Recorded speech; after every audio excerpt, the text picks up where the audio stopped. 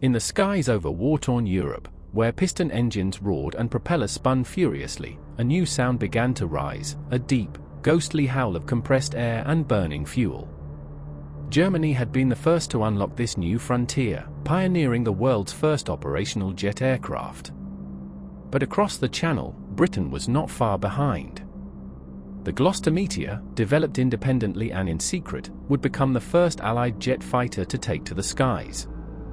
In the 1930s, a quiet English engineer named Frank Whittle was a man obsessed with a radical idea, an engine that could produce thrust not by turning a propeller, but by jetting hot gases backwards. His design, the turbojet, was simple in theory but incredibly difficult in practice. The British Air Ministry was skeptical. They saw Whittle's invention as an engineering curiosity rather than a weapon. But Whittle persisted. In 1937, his company Power Jets Limited built the first workable jet engine, and the first test run stunned those who witnessed it. The noise was like nothing heard before, a shrieking thunder that promised the future of flight. As World War II broke out, the British government finally realized the potential of Whittle's design. And so, in 1940, the Gloster Aircraft Company was chosen to build Britain's first jet-powered fighter. The project was top secret, and in April 1941, Gloster's chief designer, George Carter, began work on the prototype that would become the Meteor. By the middle of 1943, the Meteor was ready for flight testing. The prototype took off on March 5, 1943. From the very first flight, the Meteor showed enormous promise.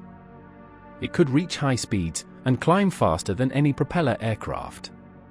By July 1944, the first production Meteors entered service.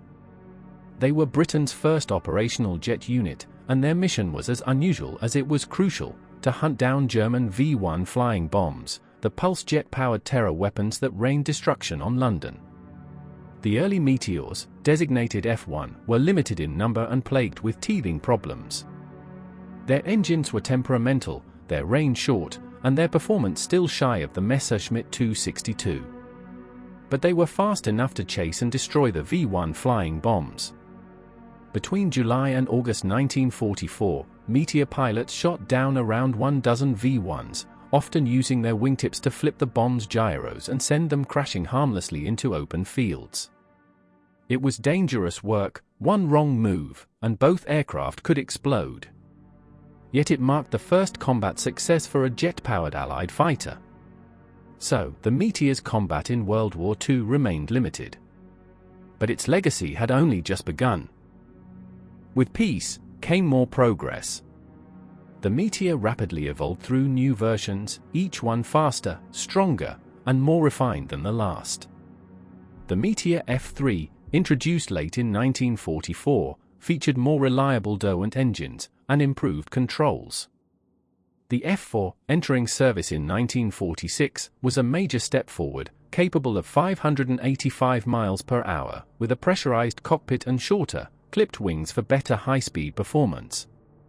At a time when the world's skies were still filled with propeller-driven Mustangs, Spitfires, and Tempests, the Meteor looked and sounded like it came from another planet. For many pilots, it was their first taste of jet flight. It was thrilling, but also deadly. The Meteor demanded respect. Its engines were slow to respond, its fuel consumption enormous, and its high-speed characteristics could turn lethal. Many early jet pilots were lost in accidents as they learned the hard limits of this new technology. But the Meteor also became a testbed for future innovations: swept wings, ejection seats, and high-altitude flight. It helped shape the next generation of aircraft, including the famous Gloster Javelin and English Electric Canberra. While the RAF moved toward newer jets, the Meteor's story was far from over. When the Korean War erupted in 1950, the Meteor was one of the few jet fighters available to the Royal Australian Air Force. The 77th Squadron, based in Japan, transitioned from piston-engine Mustangs to Meteor F-8s in 1951. They were soon deployed into combat, flying ground attack missions and air patrols over the Korean peninsula. At first, the Meteor performed admirably, shooting down several North Korean aircraft and providing crucial support to UN forces. But then came the arrival of the Soviet-built MiG-15, a swept-wing jet fighter that completely changed the balance of power in the skies. The Meteor, with its straight wings and slower climb rate, found itself outclassed. In direct dogfights, the MiG's superior speed and altitude performance proved devastating. 77th Squadron lost several Meteors, and the Royal Australian Air Force wisely reassigned the aircraft to ground attack and reconnaissance roles. It was a hard lesson in how quickly jet technology was advancing. But the Meteor held its own, earning the respect of those who flew it, and the grudging admiration of those who faced it. The Meteor's sturdy airframe and reliable engines made it a favorite among Britain's allies. Over 15 nations flew it, including Argentina, Belgium, Egypt, France, Israel, and Syria. It served in conflicts across the Middle East and South America, sometimes on both sides. During the Suez Crisis of 1956, Meteors flew with both the Egyptian and British-led forces. In the 1960s, Argentina and Israel continued to operate Meteors long after Britain had moved on to newer jets like the Hunter and Lightning. The Meteor also became a record breaker. In 1945, Group Captain Teddy Donaldson set a world speed record of 606 miles per hour in a Meteor F4. Just a year later, another Meteor set a record for the world's first jet-powered crossing of the Atlantic Ocean. And in a remarkable show of versatility, special Meteor variants were built for photo reconnaissance, towing targets, and even testing rocket engines and early radar systems.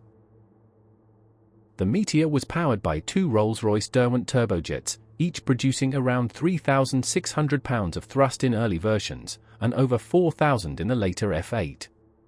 It could reach speeds of 585 miles per hour, climb to 43,000 feet, and had a combat range of about 600 miles. Its armament consisted of 420mm Hispano cannons mounted in the nose, capable of shredding bombers and fighters alike with devastating accuracy.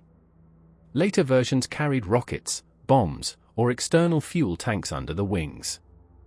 Although it lacked radar-guided missiles or swept wings, the Meteor was rugged, stable, and deadly accurate in gun combat. Its simple, modular design made it easy to maintain, one reason it remained in service for so long. By the late 1950s, Britain's new generation of swept-wing aircraft, the Hawker Hunter, Supermarine Swift, and English Electric Lightning, had taken the lead. But the Meteor refused to fade quietly. It continued flying as a trainer, target tug, and experimental testbed into the 1960s and 70s. The last operational Meteors, used for pilot training, were finally retired by the Royal Air Force in 1970, nearly 30 years after its first flight. Their haunting twinjet whine is a living echo of the moment when the world of aviation changed forever.